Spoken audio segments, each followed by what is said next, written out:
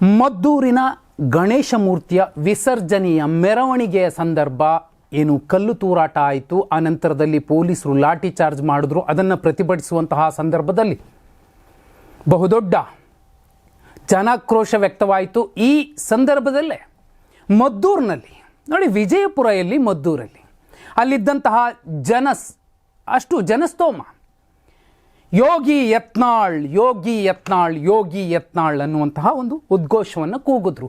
ಯೋಗಿ ಅಂತಹ ನಾಯಕ ಅದು ಬಸನಗೌಡ ಪಾಟೀಲ್ ಯತ್ನಾಳ್ರು, ಅವರು ಬರಬೇಕು ಅಂತ BJPಯ ಮಾಜಿ ಸಂಸದ ಪ್ರತಾಪ್ ಸಿಂಹ ಅವರೇ ಇದರಲ್ಲಿ ಘೋಷಣೆ ಕೂಗ್ತಾರೆ.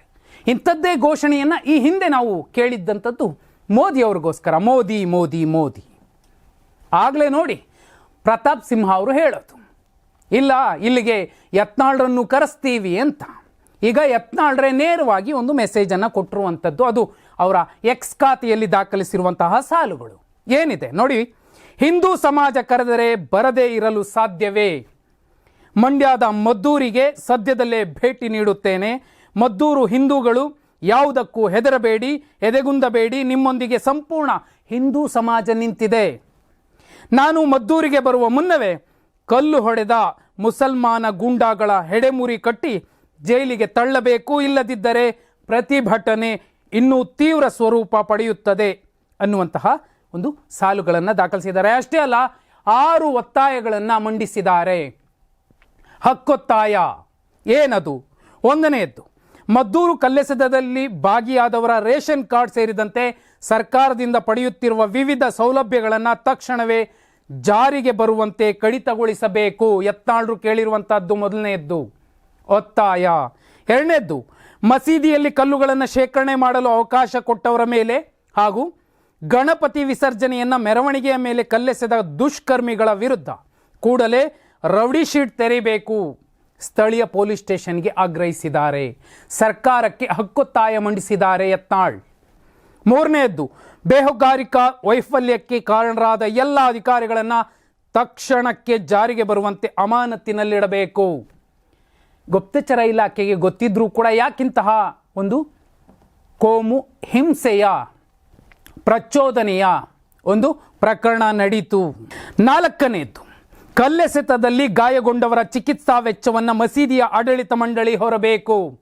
ಇದಕ್ಕೆ ನೋಡಿ ಬಹುಪಾಲು ಜನ ಯಾರು ಯತ್ನಾಳ್ರನ್ನ ಆರಾಧಿಸ್ತಾರೆ, ಅಭಿಮಾನಿಸ್ತಾರೆ. ಅವರು ಕರ್ನಾಟಕದ ಯೋಗಿ ಆದಿತ್ಯನಾಥ್, ಅದು ಬಸನಗೌಡ ಪಾಟೀಲ್ ಯತ್ನಾಳ್ ಅನ್ನುವಂತಹ ಸಂದೇಶವನ್ನು ಕೊಟ್ಟಿರುವಂಥದ್ದು.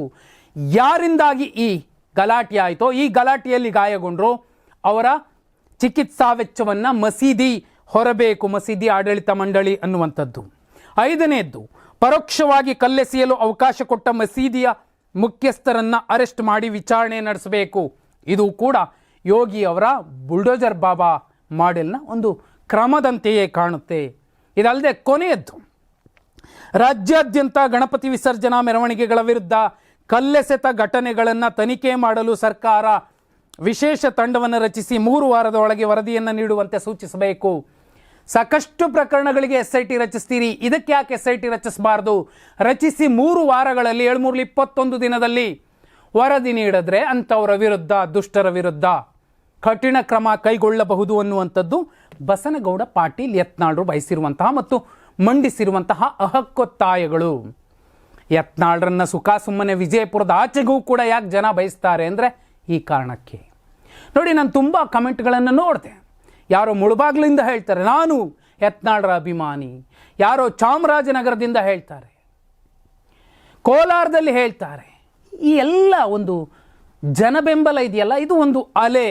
BJP ಇದನ್ನು ಸೂಕ್ಷ್ಮವಾಗಿ ಗಮನಿಸುತ್ತೆ. BJPಯಲ್ಲೇ ಯತ್ನಾಳ್ರಿದ್ರೆ ಬಹುದೊಡ್ಡ ಲಾಭ ಆಗುತ್ತೆ ಭಾಜಪಕ್ಕೆ.